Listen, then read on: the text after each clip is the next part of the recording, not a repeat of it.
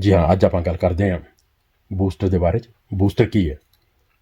Booster कोविड-19 इहदे नाल दियां मिलदियां जुलदियां वायरसेस, ओमिक्रॉन वगैरह वगैरह, और ये इन्हां तो बचाव करदा है, तुहानूं बहुत ज़्यादा बीमार होण तो बचाउंदा है।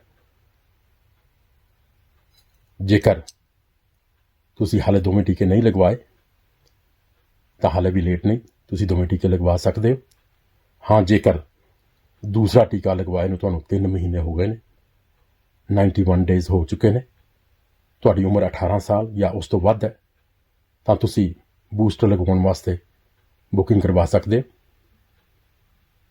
NHS का फ्री फोन नंबर 119 तुसीं डायल करके बुक कर सकदे हो। हाँ, उन्हां दा वैबसाइट manchester.gov.uk/get-my-jab, या तुसीं लोकल गेटवे टीम उन्हां नूं टैलीफोन करके बुक कर सकदे हो 0161 947 0770 या 0800 092 4020। और इस तो इलावा जेकर तुहानूं क्लिनिक जाण दी कोई प्रॉब्लम है, कोई दिक्कत है, तुसीं नहीं जा सकदे तां गेटवे टीम नूं तुसीं टैलीफोन कर सकदे हो, तुहाडे वास्ते फ्री टैक्सी का प्रबंध कर सकते हैं।